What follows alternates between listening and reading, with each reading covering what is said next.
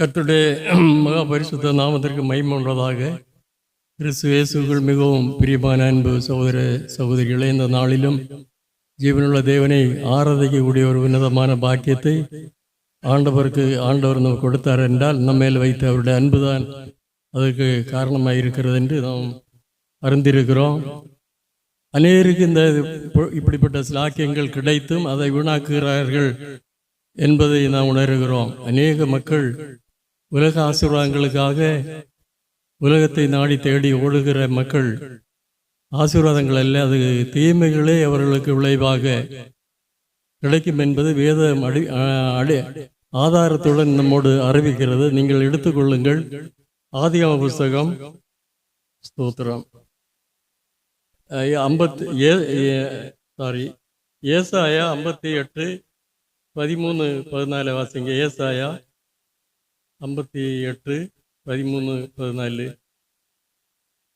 என் பரிசுத்த நாளாகிய பாருங்க, என் பரிசுத்த நாளாகிய ஓய்வு நாளிலே பாருங்க, உனக்கு இஷ்டமானதை செய்யாதபடி உன் காலை, அதாவது உலகத்துக்கு இழுத்து கொண்டு போகிற உன் காலை விலக்கி உன் வழிகளின்படி நடவாமல் உனக்கு இஷ்டமானதை செய்யாமலும் உன் சொந்த பேச்சை கூட நீ பேசாமலும் ஓய்வு நாளை மன மகிழ்ச்சியின் நாள் என்றும் கர்த்தருடைய பரிசுத்த நாள் என்றும் அது அப்பொழுது கர்த்தருக்குள் நீ எப்படி இருப்பாய்? மன மகிழ்ச்சியாயிருப்பாய். பூமியின் உயர்ந்த இடங்களில் உன்னை ஏறி இருக்கும்படி பண்ணி போதும். பாருங்க, கர்த்தராகிய ஆண்டவர் பாருங்க, சிலருக்கு சண்டே ஓய்வு நாள் பழைய ஏற்பாட்டின் காலத்தில் சனிக்கிழமை ஓய்வு நாளாக இருந்தது. இன்றைக்கு அது வாரத்தின் முதல் நாள் ஓய்வு நாளாக இருக்கிறது. ஆகவே இந்த ஓய்வு நாள் நம்முடைய நாள் அல்ல, அது கர்த்தருடைய நாளாக இருக்கிறது. வேதம் சொல்லுகிற நாள் சொல்லவில்லை. அதை அநேகர்கள் என்ன செய்கிறார்கள் என்று சொன்னால், காலையில் எழும்பி தங்களுடைய சொந்த காரியங்களுக்காக போகிறார்கள். ஒருபோதும் அவர்கள் ஆசீர்வாதத்தை கொண்டு வர முடியாது. வேதனை, துக்கம், பாரம், அதைத்தான் சுமக்க முடியும். நிம்மதியாக வாழ முடியாது.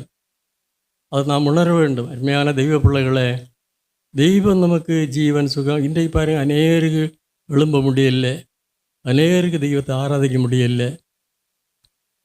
அப்படி இருக்கும்போது பாருங்கள், ஆண்டவர் அவருடைய சமூகத்தில் வந்து தெய்வத்தை ஆராதிக்கக்கூடிய ஒரு பாக்கியத்தை தந்தார் என்றால் நம்முடைய சாமர்த்தியம் அல்ல, அவருடைய கிருபை, அவருடைய இரக்கத்தினால ஆண்டவர் அந்த பாக்கியத்தை நம்ம கொடுத்தார்.